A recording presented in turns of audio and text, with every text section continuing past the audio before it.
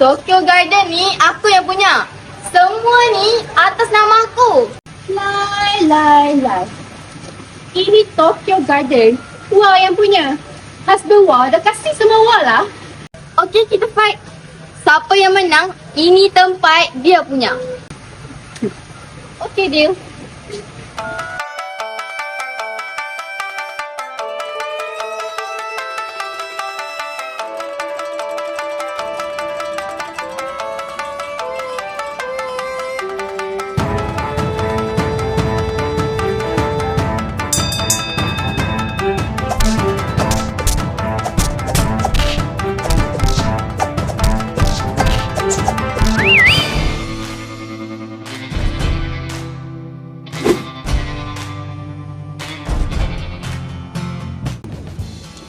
Wahai bini-biniku, sebenarnya abanglah pemilik Tokyo Garden ni.